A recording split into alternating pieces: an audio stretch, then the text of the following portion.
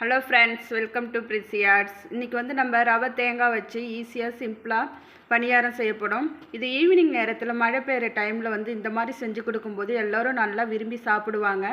வாங்க எப்படி செய்கிறதுன்னு பார்க்கலாம். நம்ம வந்து இந்த கப்பால் ஒரு கப்பு ரவை எடுத்து 1 மணி நேரத்துக்கு முன்னாடியே தண்ணியில் நம்ம ஊற வச்சுருக்கோம்.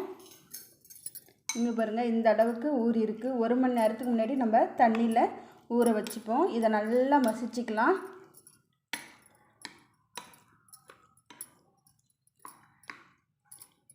நல்லா மசிச்சுப்போம். இப்போ இது கூட வந்து 1 கப்பு நம்ம ரவை எடுத்துருக்கிறதுனால 3/4 கப்பு வந்து சுகர் ஆட் பண்ணிக்கலாம். நான் வந்து 3/4 கப்பு ஆட் பண்ணுறேன். உங்களுக்கு தேவையான அளவு சுகர் ஆட் பண்ணிக்கிங்க. அதேமாரி 1 கப்பு தேங்காய் 1 கப்பு எடுத்துக்கிறோம். தேங்காய் துருவல் வந்து நான் அதேமாரி அதே கப்பால் வந்து 1 கப்பு அளவுக்கு தேங்காய் துருவல் எடுத்துக்கிறோம். அதேமாரி ஒரு சிட்டிகை அளவு உப்பு இதில் ஆட் பண்ணிக்கலாம். ஒரு சிட்டிகை வந்து ஏலக்காய் பொடி வந்து நுணுக்கி வச்சுருக்கோம், அதையும் இதில் ஆட் பண்ணிப்போம். இப்போ எல்லாத்தையும் இதில் கலந்து மிக்ஸ் பண்ணிக்கலாம்.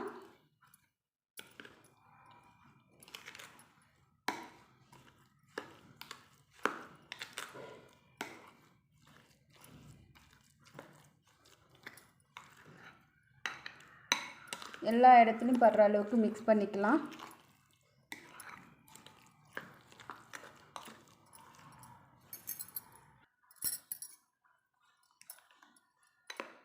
இங்கே பாருங்கள், இந்த அளவுக்கு நல்லா கலந்துட்டோம். இப்போ இதை வந்து பணியார சட்டியில் ஊற்றி எடுக்கலாம். அப்படியே ஊற்றி பணியார சட்டியில் ஊற்றி எடுக்கலாம், இல்லைன்னா எண்ணெய் காய வச்சு எண்ணெயிலையும் ஊற்றி எடுக்கலாம். நம்ம இப்போ வந்து பணியார சட்டியில் தான் பணியாரமாக ரெடி பண்ண போகிறோம். வாங்க எப்படி செய்து பார்ப்போம். இப்போ நம்ம அடுப்பை ஆன் பண்ணி ஒரு பணியார சட்டி வச்சுட்டோம். அதில் வந்து நம்ம எண்ணெய் ஊற்றிக்கலாம். எண்ணெய் இல்லை நெய் எது வேணுமோ நம்ம ஆட் பண்ணிக்கலாம். கொஞ்சமாக இதில் அதுலேயும் எல்லாத்துலேயும் ஊற்றி எடுத்துக்கலாம். இப்போ இதில் வந்து நம்ம மிக்ஸ் பண்ணி வச்சுருக்க ரவா தேங்காய் மிக்ஸை வந்து இதில் ஆட் பண்ணிக்கலாம்.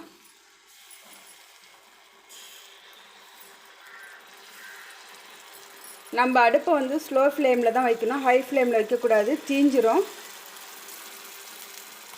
ஸ்லோ ஃப்ளேமில் வச்சு ஊற்றிக்கிங்க.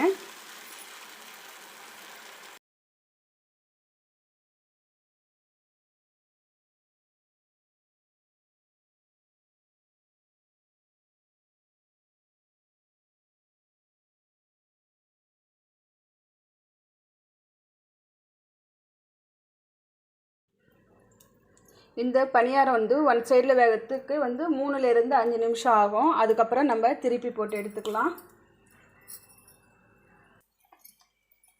இப்போ வந்து நம்ம இதை திருப்பி போட்டுக்கலாம்.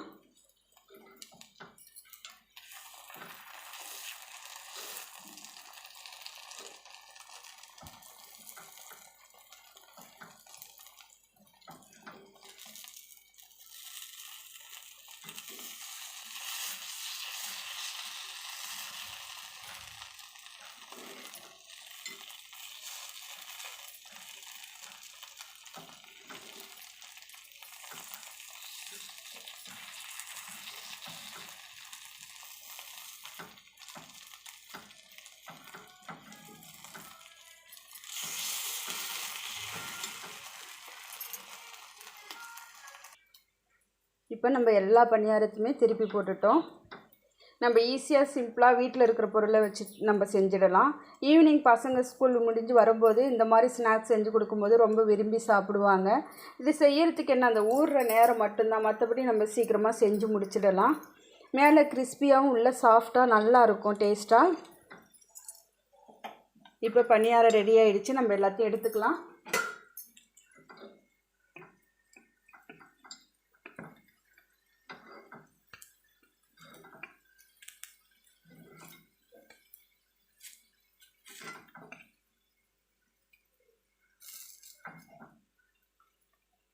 அவ்வளோதான். இப்போ கொஞ்சம் எண்ணெய் ஊற்றி நம்ம இருக்கிற மாவை திரும்பவும் இதில் ஊற்றி எடுத்துக்கலாம்.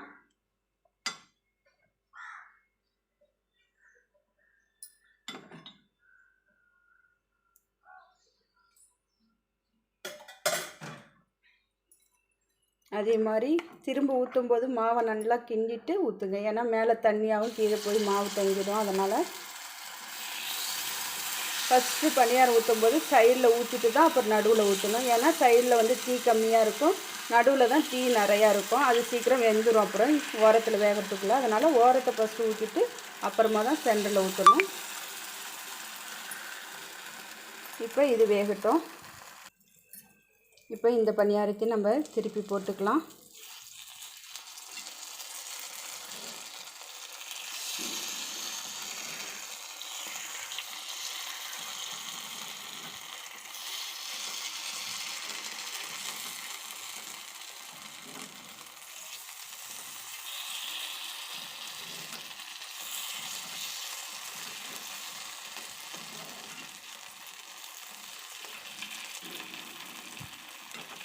இப்போ நம்ம இதை பணியார சட்டியில் ஊற்றிருக்கோம். இதுவே நம்ம ஒரு பேனில் எண்ணெய் ஊற்றி எண்ணெயில் கூட இதை ஊற்றி நம்ம பொரித்து எடுக்கலாம்.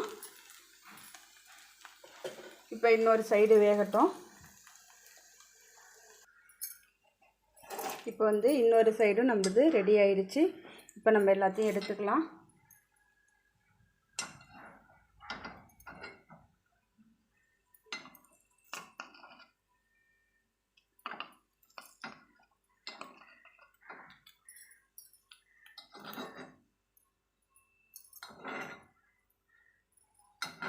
அவ்வளோதான், எல்லாத்தையும் போட்டு எடுத்தாச்சு.